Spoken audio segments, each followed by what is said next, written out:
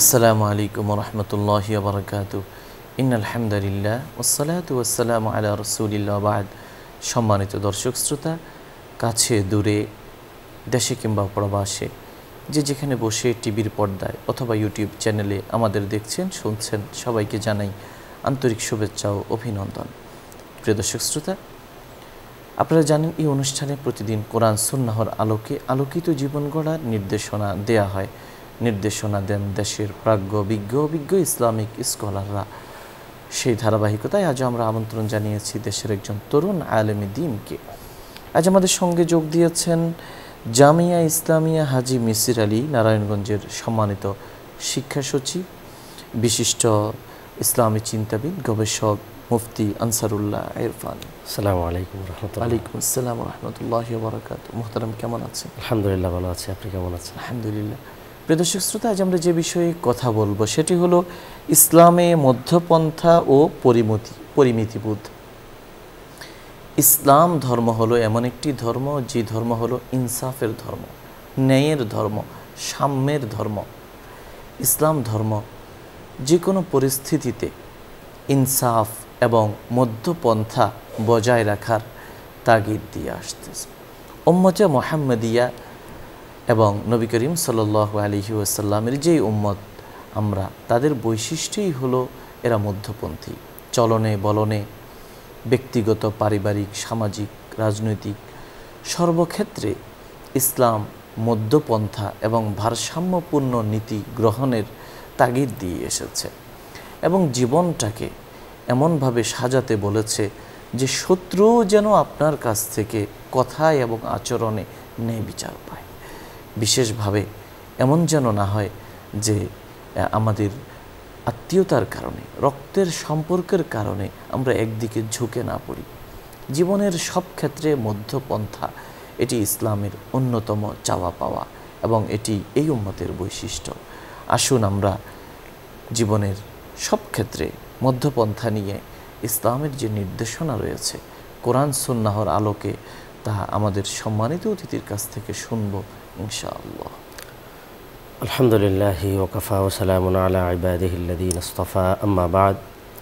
ক্বালা আল্লাহু তাআলা আউযু বিল্লাহি মিনাশ শাইতানির রাজীম ওয়া কাযালিকা জাআলনাকুম উম্মাতান ওয়াসাতান লিতাকুনু শুহাদাআ আলান নাস ওয়া ইয়াকুনার রাসূলু আলাইকুম শাহীদা।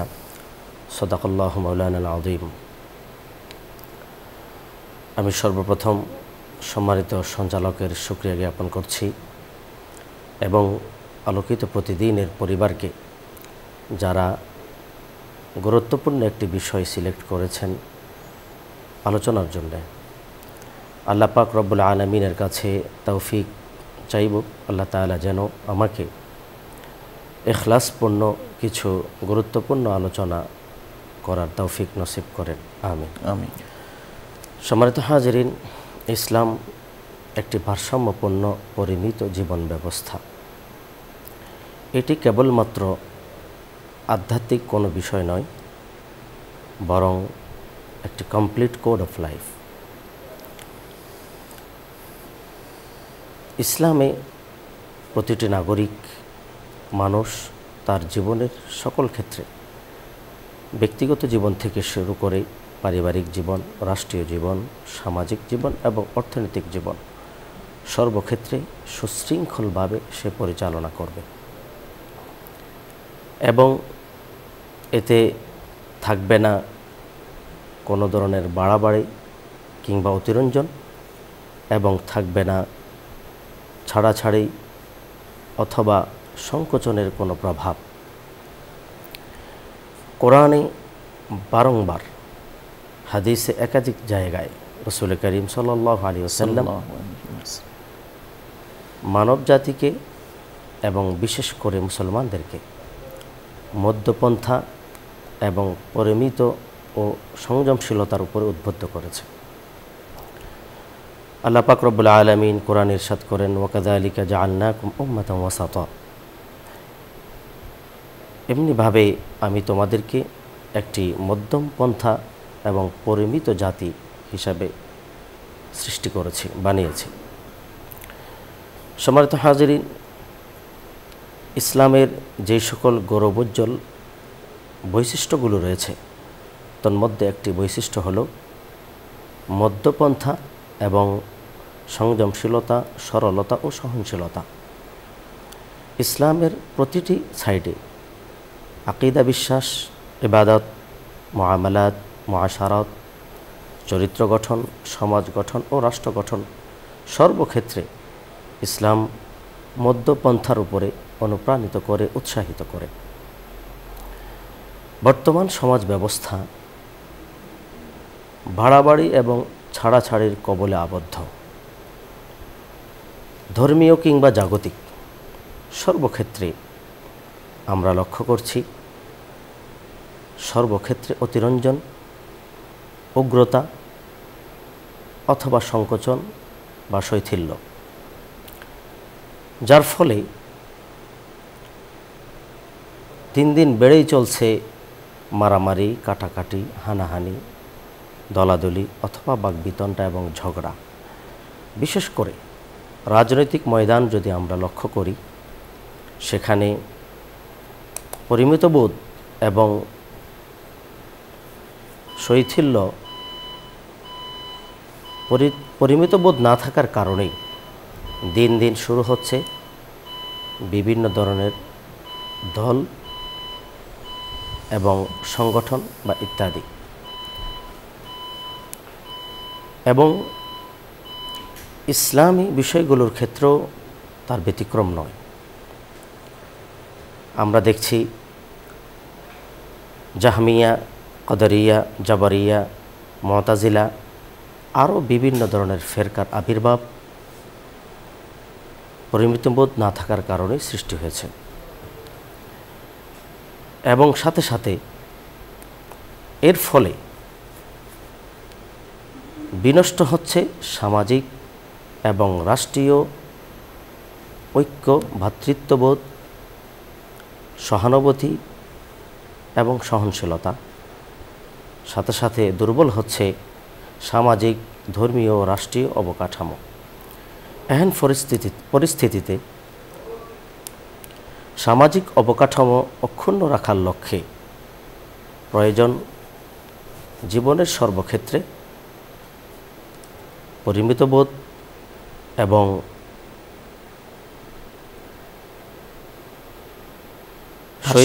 ভারসাম্যপূর্ণ একটি জীবন ব্যবস্থার চর্চা করা এবং তার প্রচার ও প্রসার করা। সম্মানিত হাজিরিন, ইসলামে সর্বক্ষেত্রে, মানব জীবনের সর্বক্ষেত্রে এই পরিমিতবোধের এবং ভারসাম্যপূর্ণ জীবন ব্যবস্থার জন্য একাধিক জায়গা অনুপ্রাণিত করেছে। আমরা এখন জানব মধ্যপন্থা বা পরিমিতবোধ বলতে কি বোঝায়। মধ্যপন্থা হলো দুইটি বিপরীত মতের এবং উপায়ের মধ্যবর্তী একটি পথ বা মত বা ভাব, যা আরবিতে আল ওয়াসাতিয়া বা ইকতিসাদ অথবা আল কসদ বলা হয়, যার ইংরেজি প্রতিশব্দ হল মডারেটিজম। মিশকাত গ্রন্থের ব্যাখ্যা গ্রন্থ মিরকাতুল মাফাতিহের লেখক আল্লামা মোল্লা আলী কারি রহমতুল্লাহ আলাই লিখেছেন, আল ইকতিসাদ ওয়াত তাওয়াসসুত বাইন আল ইফরাত ওয়াত তাফরিদ ফিল আমল। মধ্যপন্থা হচ্ছে আমলের ক্ষেত্রে অতিরঞ্জন এবং সংকোচনের মধ্যবর্তী একটি অবস্থা। অক্সফোর্ড ডিকশনারিতে একটি ডেফিনেশন এইভাবে এনেছে, having opinions about politics that are not extreme. মতামত ব্যক্ত করা, বিশেষ করে রাজনৈতিক বিষয়ে, যেটি চরমপন্থা হবে না। সম্মানিত হাজিরিন,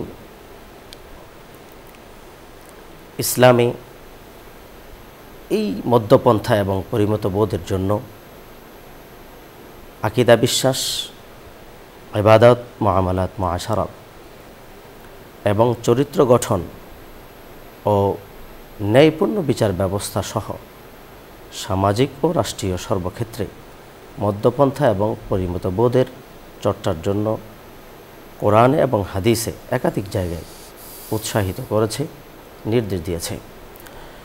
রাসূল করিম সাল্লাল্লাহু আলাইহি ওয়াসাল্লাম হাদিসে ইরশাদ করেন, আইয়ুহান নাস আলাইকুম বিল কসদ, হে লোক সকল, তোমরা মধ্যপন্থা অবলম্বন করো। কোরআনে সূরা নিসাতে আল্লাহ পাক রব্বুল আলামিন ইরশাদ করেন, ইয়া আহলাল কিতাব লা তাগলু ফি দীনিকুম, হে আহলে কিতাব, তোমরা ধর্মের ক্ষেত্রে অতিরঞ্জন করো না, বরং ভারসাম্যপূর্ণ ব্যবস্থা অবলম্বন করো। এবং দ্বীনের ক্ষেত্রে, বিভিন্ন বিধানের ক্ষেত্রে আল্লাহ পাক রব্বুল আলামিন বিধানের আগে বা পরে, বিশেষ করে আমরা যদি রোজার বিধান দেখি, আল্লাহ পাক রোজার বিধানের শেষের দিকে বলেছেন, ইউরিদুল্লাহু বিকুমুল ইউসরা ওয়ালা ইউরিদু বিকুমুল উসর, আল্লাহ পাক রব্বুল আলামিন তোমাদের জন্য সহজতা চান, কঠিনতা চান না। তাহলে আমরা বুঝতে পারলাম যে ইসলাম কোনো উগ্র বা চরমপন্থী কোনো ধর্ম নয়। ইসলাম একটি ভারসাম্যপূর্ণ জীবন ঘনিষ্ঠ জীবন ব্যবস্থা, যাতে একেবারেই কোনো চরমপন্থা নয় যার কারণে মানুষের কষ্ট হবে বা মাখলুকের কষ্ট হবে, অথবা কোনো শৈথিল্য নয় যার দ্বারা বিধান বা ইসলামের প্রতি মানুষের অবজ্ঞা বা অলসতা চলে আসবে। বিশেষ করে আমরা যদি কয়েকটি পয়েন্টে আলোচনা করি যে আকীদা এবং বিশ্বাসের ক্ষেত্রে ইসলামের ভারসাম্যপূর্ণ বিধান কি বা মধ্যপন্থা কি। আমরা বর্তমান সমাজে যদি দেখি, আকীদা বিশ্বাসের ক্ষেত্রে বিশেষ করে আল্লাহ এবং তার রসুলের উপরে ঈমান এবং বিশ্বাসের ক্ষেত্রে খুব বেশি বাড়াবাড়ি এবং ছাড়াছাড়ি দেখা যায়। ইসলামের নামে বিভিন্ন সম্প্রদায়ের মধ্যে কেউ কেউ আল্লাহ পাক রব্বুল আলামিনের গুণবাচক নামগুলো তারা অস্বীকার করে, যেমন জাহমিয়া দল। তেমনিভাবে আবার কেউ আল্লাহ পাকের জন্য মানুষের মতো আকৃতি বা আকার দাঁড় করায়, এবং সাথে সাথে কাদারিয়া ফিরকার মতো এরা আল্লাহ পাক রব্বুল আলামিনের জন্য সকল বিষয়ের, সকল কর্মের স্রষ্টা বিশ্বাস করে মানুষকে অপরাধমুক্ত, নিষ্পাপ সাব্যস্ত করে এবং মানুষের অপরাধের কারণে আল্লাহ পাক রব্বুল আলামিনকে দায়ী করে।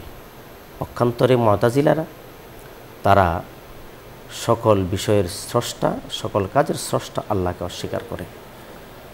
কিন্তু ইসলাম এই সকল বিশ্বাসের ক্ষেত্রে, আল্লাহর বিশ্বাসের ক্ষেত্রে, আল্লাহর উপরে ঈমানের ক্ষেত্রে একটি ভারসাম্যপূর্ণ ব্যবস্থা উপস্থাপন করেছে। ইসলাম বলছে যে আল্লাহ পাকের গুণবাচক নাম অস্বীকার করা যাবে না। ওয়ালিল্লাহিল আসমাউল হুসনা ফাদউহু বিহা, আল্লাহ পাকের গুণবাচক অনেকগুলো নাম রয়েছে, তোমরা তার মাধ্যমে আল্লাহকে ডাকো। এবং সাথে সাথে আল্লাহর জন্য কোনো আকার বা আকৃতিও সাব্যস্ত করা যাবে না। লাইসা কামিথলিহি শাই, আল্লাহ পাকের কোনো আকার নেই, কোনো তুলনা নেই। এবং আল্লাহর জন্য সকল বিষয়ের সৃষ্টিকর্তা অবশ্যই বিশ্বাস করতে হবে। আল্লাহ পাক রব্বুল আলামিন বলেন, ইন্নাল্লাহা আলা কুল্লি শাইইন কদির, আল্লাহ পাক সকল বস্তুর উপরে ক্ষমতাধর। ওয়া খালাকা কুল্লা শাইইন ফাকদ্দারাহু তাকদীরা, আল্লাহ পাক রব্বুল আলামিন সকল বস্তুই সৃষ্টি করেছেন। সাথে সাথে সকল কর্মের স্রষ্টা হিসাবে মানুষের পাপের কারণে আল্লাহ পাককে কখনোই দায়ী করা যাবে না। কারণ আমরা সিম্পলি জানি, কোনো অস্ত্র প্রস্তুতকারক কখনোই সেই অস্ত্রের মাধ্যমে সংগঠিত অপরাধের জন্য দায়ী নন। সম্মানিত হাজিরিন, তেমনিভাবে নবী এবং রসুলদের প্রতি বিশ্বাস এবং ঈমানের ক্ষেত্রে আমরা দেখছি বাড়াবাড়ি এবং ছাড়াছাড়ি, অতিরঞ্জন এবং সংকোচন। খ্রিস্টানরা নবীদেরকে অধিক পরিমাণ সম্মান করতে গিয়ে, বাড়াবাড়ি করতে গিয়ে আল্লাহ পাক রব্বুল আলামিনের সমকক্ষ বা তার অংশ বিশ্বাস করে। ওয়াকালাতিল নাসারা মাসীহ ইবনুল্লাহ, যে তারা ঈসা ইবনে মারইয়ামকে আল্লাহ পাকের সন্তান মনে করে, নাউজুবিল্লাহ। পক্ষান্তরে ইহুদিরা নবী এবং রসুলদেরকে অবজ্ঞা করতে গিয়ে তারা অসংখ্য অগণিত নবীদেরকে হত্যা করে জঘন্য অপরাধে লিপ্ত হয়েছে।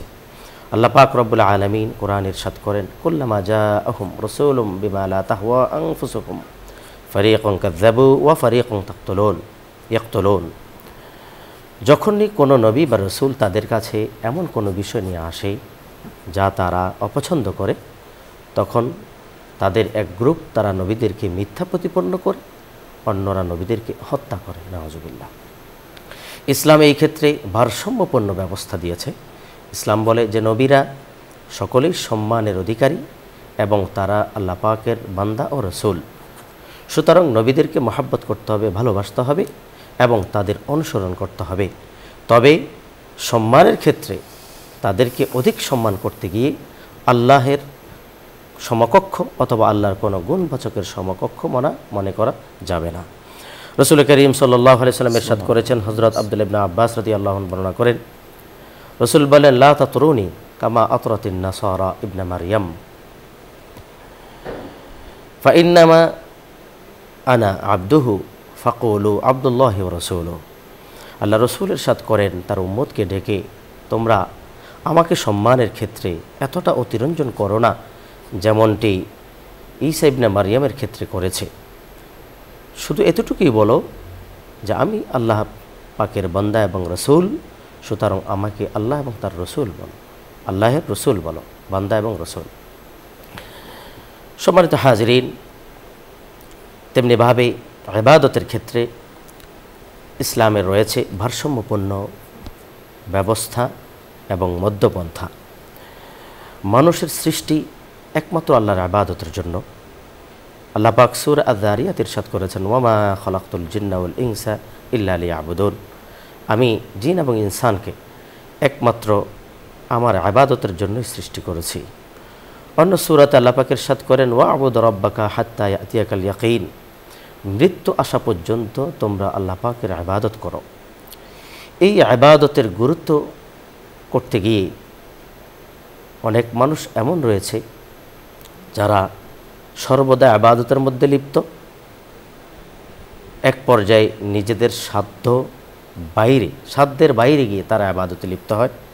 তার শারীরিক এবং পারিবারিক বিভিন্ন বিষয়ে তারা খোঁজখবর রাখে না। পক্ষান্তরে আরও কিছু মানুষ এমন রয়েছে যারা এই ইবাদতকে অবজ্ঞা করতে গিয়ে, শৈথিল্য দেখাতে গিয়ে তারা ফরজ ইবাদতের মতো ইবাদতকে তারা ছেড়ে দিয়ে কুফরের পর্যায়ে পৌঁছে যায়। পক্ষান্তরে ইসলাম বলে যে ইবাদত গুরুত্বপূর্ণ, আল্লাহকে খুশি করার জন্য, আখিরাতের মঙ্গলের জন্য ইবাদত করতে হবে, তবে ইবাদত হবে সাধ্যের মধ্যে। আল্লাহ পাক রব্বুল আলামিন বলেন, ফাত্তাকুল্লাহা মাস্তাতা'তুম। তোমাদের সাধ্য অনুযায়ী তোমরা আল্লাহকে ভয় করো।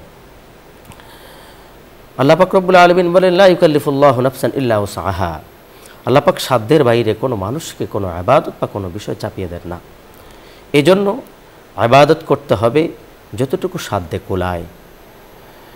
একদা তিনজন সাহাবী আজওয়াজে মুতাহহারাতের কাছে এসেছেন রাসূল করিম সাল্লাল্লাহু আলাইহি সাল্লামের আমল সম্পর্কে জানার জন্য। তখন তারা রসুলের আমলের সম্পর্কে বলল, রসুল তাহাজ্জুদ পড়েন, নামাজ পড়েন, তিলাওয়াত করেন, রোজা রাখেন ইত্যাদি। পরিশেষে তারা বের হয়ে তারা বলল যে রসুলের তো কোনো গুনাহ নেই, কিন্তু রসুলের যে ইবাদত, তারা এই ইবাদতের কথা শুনে এতটা অনুপ্রাণিত হয়েছে এবং তারা প্রতিজ্ঞা করল। একজন বলল, আমি সারা রাত নামাজ পড়ব, আরেকজন বলল, আমি বিয়েই করব না, আর আরেকজন বলল, আমি সব সময় সারা বছর রোজা রাখব। ইতিমধ্যে রাসূল করিম সাল্লাল্লাহু আলাইহি সাল্লাম বের হলেন এবং বললেন যে তোমরা এই মন্তব্য করেছ। অতঃপর রাসূল করিম সাল্লাল্লাহু আলাইহি সাল্লাম বললেন যে দেখো, আমি রোজা রাখি কারণ আমাকে আল্লাহ পাক রব্বুল আলামিনের পক্ষ থেকে খাবারের ব্যবস্থা করা হয়, হুয়া ইউতঈমুনি ওয়া ইয়াসকিনি। সুতরাং তোমরা ইবাদত করবে, তোমরা রোজাও রাখো, ইফতারও করো, সৌমে দাওয়ীদের মতো একদিন রোজা রাখো, একদিন ইফতার করো, নামাজও পড়ো, বিশ্রামও নাও। কুমিল লাইলা ইল্লা কালিলা। তেমনিভাবে রাসূল করিম সাল্লাল্লাহু আলাইহি ওয়াসাল্লামের সাহাবী হযরত আবু দারদা রাদিয়াল্লাহু আনহুর ব্যাপারে হযরত সালমান ফারসি রাদিয়াল্লাহু আনহু যখন তার বাসায় গেলেন, দেখলেন গোড়া রাত সে নামাজ পড়ে, তারপর দিন গোড়া দিন সে রোজা রাখল। জিজ্ঞেস করলো, আবু দারদা কী ব্যাপার, আমি মেহমান আসলাম। উম্মে দারদাকে জিজ্ঞেস করলেন হযরত সালমান ফারসি। তিনি বললেন যে ভাই, আপনার ভাইয়ের অবস্থা সবসময় এরকমই, সারা রাত নামাজ পড়েন, সারা দিন রোজা রাখেন, আমার খোঁজখবরও নেন না। তখন সালমান ফারসি রাদিয়াল্লাহু আনহু বললেন যে ভাই, তোমার শরীরের জন্য কিছু হক আছে। ইন্না লি জাসাদিকা আলাইকা হাক্কা ওয়া লি নাফসিকা আলাইকা হাক্কা ওয়া লি যাওজিকা আলাইকা হাক্কা। তোমার স্ত্রীর হক আছে। এই কথা শুনে হযরত আবু দারদা রাদিয়াল্লাহু আনহু তিনি রাগান্বিত হলেন। অতঃপর উভয়জন রসুলের সাল্লাল্লাহু আলাইহি সাল্লামের দরবারে গেলেন। আল্লাহ রসুল পুরা ঘটনা শুনে বললেন, সাদাকা সালমান, সালমান তো সত্য বলেছে। তাহলে ইবাদতের ক্ষেত্রে ইসলামের নীতি হলো ভারসাম্যপূর্ণ মধ্যপন্থা। সম্মানিত হাজিরিন, এভাবে চরিত্রের ক্ষেত্রে আচার ব্যবহার, চলাফেরা, কথাবার্তা, এই সকল ক্ষেত্রে ইসলাম বলে যে তুমি মধ্যপন্থা অবলম্বন করো। ওয়া ইযা কুলতুম ফাদিলু, যখন কারোর সাথে কথা বলবে ইনসাফের সাথে কথা বলো। যখন রাস্তায় চলাফেরা করবে লা তামশি ফিল আরদি মারহা, অহংকার এবং দম্ভ ভরে তুমি চলাফেরা করো না। কেননা ইন্নাকা লান তাখরিকাল আরদা, তুমি যত অহংকার করেই চলো না কেন, তুমি কখনোই জমিনকে ফাটতে পারবে না, তুমি পাহাড় সম উঁচু হতে পারবে না। বরঞ্চ ওয়াকসিদ ফি মাশিক, তোমার চলার ক্ষেত্রে তুমি মধ্যপন্থা অবলম্বন করো। তেমনিভাবে সামাজিকভাবে মেলামেশা, মানুষের সাথে চলাফেরা, কথাবার্তার ক্ষেত্রে ইসলাম ভারসাম্যপূর্ণ ব্যবস্থার কথা বলেছে। আমাদের সমাজে কিছু মানুষ পাওয়া যায় এমন, সে একেবারেই প্রচার বিমুখ এবং মানুষের সাথে সে চলতেই চায় না, একাকী ঘরে বা বাসায় বসে থাকতে চায়। ফলে মানুষ তার সাথে সহচর্য করে না এবং তাকে পরিহার করে। পক্ষান্তরে আরও কিছু মানুষ এমন রয়েছে, সে সব সময় সংস্রব, মানুষের সাথে মিশার প্রতি আগ্রহী, আড্ডাবাজ। তার প্রতিটা সময় চলে যায় আড্ডা, কথাবার্তা অথবা মিছিল, মিটিং ইত্যাদি সবাই। এক পর্যায়ে সে নিজের এবং পরিবারেরও খবর নিতে সুযোগ হয় না, তার ফুরসত হয় না। পক্ষান্তরে ইসলাম বলে যে তুমি প্রয়োজন হলে মানুষের সাথে মেশো, কথা বলো, আর অপ্রয়োজনে মানুষের সাথে সংস্রব পরিহার করো। এবং যদি কোনো মানুষের সাথে চলতে হয়, সংস্রব করতে হয়, কথা বলতে হয়, যেন শিক্ষিত, ধার্মিক এবং ভদ্র মানুষের সাথে চলাফেরা হয়। রাসূল করিম সাল্লাল্লাহু আলাইহি সাল্লাম ইরশাদ করেছেন যে যখন কোনো মানুষ কারোর সাথে মিশবে বা চলাফেরা করবে, সে যেন শিক্ষিত এবং মুত্তাকি বা ভালো মানুষের সাথে সংস্রব করে।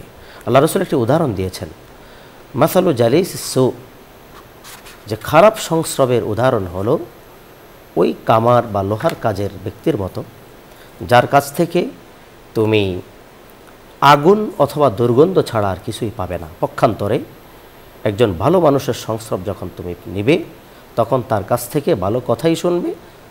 যেমন আতর বিক্রেতার মতো, আতর বিক্রেতার সাথে যখন সংস্রব হবে, তার কাছ থেকে হয় তুমি আতর কিনবে অথবা তার কাছ থেকে তুমি সুগন্ধি পাবে। এই চারিত্রিক ক্ষেত্রে ইসলামের মধ্যপন্থা, এবং সাথে সাথে বিচার ব্যবস্থার ক্ষেত্রে ইসলামের অনুশাসন হলো যে এমনভাবে বিচার করবে যেন ইনসাফ ভিত্তিক বিচার হয়। আল্লাহ পাক রব্বুল আলামিন ইরশাদ করেন, ইয়া আইয়ুহাল্লাযীনা আমানু কুনু কাওয়ামিনা বিল কিসত, হে ঈমানদারগণ, তোমরা বিচার প্রতিষ্ঠা করো ইনসাফের সাথে। ওয়ালা ইয়াজরিমান্নাকুম শানআনু কওমিন আলা আল্লা তা'দিলু, তোমাদের কারো পারিবারিক অথবা আত্মীয়তার সম্পর্কের কারণে অথবা এই কারণে যেন অন্যের প্রতি জুলুম না হয়, অথবা কারো সাথে তোমার যদি শত্রুতা থাকে, এই শত্রুতার জের ধরে যেন কোনো ব্যক্তি তোমার দ্বারা জুলুমের শিকার না হয়, বরং বিচার এবং সাক্ষ্যর ক্ষেত্রে সবসময় মধ্যপন্থা অবলম্বন, অর্থাৎ জীবনের সব ক্ষেত্রে যেন মধ্যপন্থা অবলম্বন করা হয়, এটাই হলো ইসলামের মূল শিক্ষা এবং দাবি। শুকরিয়া, আপনি আমাদের বলছিলেন ইসলামে মধ্যপন্থা ও পরিমত বোধের যে গুরুত্ব। আমরা সময় স্বল্পতার কারণে এখানেই আলোচনাকে শেষ করতে হচ্ছে। তবে যাওয়ার আগে রাব্বুল আলামিনের কাছে আমরা দোয়া করি, আল্লাহ যেন আমাদের সবাইকে, বক্তা শ্রোতা সবাইকে তা থেকে উপকৃত হওয়ার তৌফিক নসিব করুন। আলহামদুলিল্লাহি রাব্বিল আলামিন, والصلاة والسلام على أشرف الأنبياء والمرسلين وعلى آله وصحبه أجمعين. اللهم لك الحمد كما ينبغي لجلال وجهك وعظيم سلطانك. سبحان الله وبحمده سبحان الله العظيم. ربنا فاغفر لنا ذنوبنا وكفر عنا سيئاتنا وتوفنا مع الأبرار. رب اجعلني مقيم الصلاة ومن ذريتي ربنا وتقبل دعاء. ربنا اغفر لي ولوالدي وللمؤمنين يوم يقوم الحساب. يا رب العالمين, আজ আমরা যে বিষয়ে আলোচনা করলাম, আলোচনা শুনলাম, আল্লাহ আমাদের সবাইকে তা থেকে উপকৃত হওয়ার তৌফিক নসিব করুন।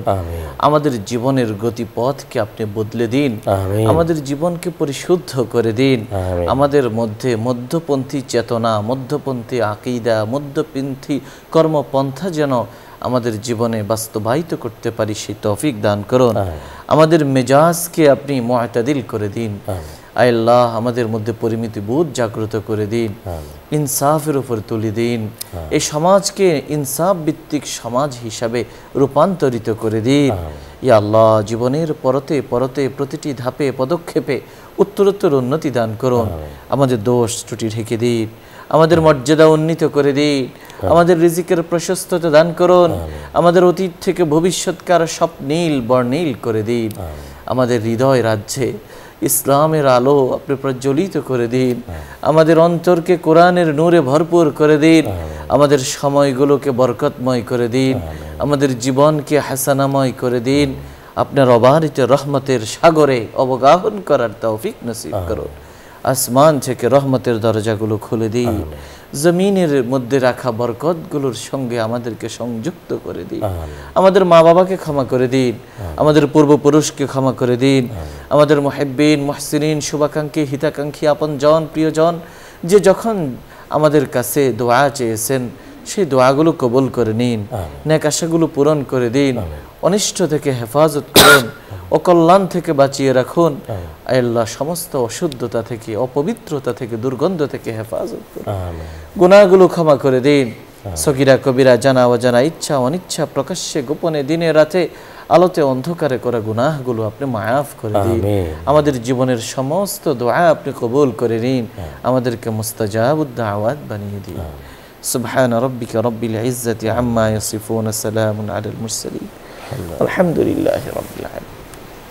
প্রিয় দর্শক শ্রোতা, এতক্ষণ ধরে অত্যন্ত ধৈর্য সহ আপনারা শুনছিলেন আপনাদের প্রিয় অনুষ্ঠান আলোকিত প্রতিদিন। পুরো সময় আমাদের সঙ্গে থাকার জন্য ধন্যবাদ। ওমা আলাইনা ইল্লাল বালাগ। আসসালামু আলাইকুম ওয়া রাহমাতুল্লাহি ওয়া বারাকাতুহু।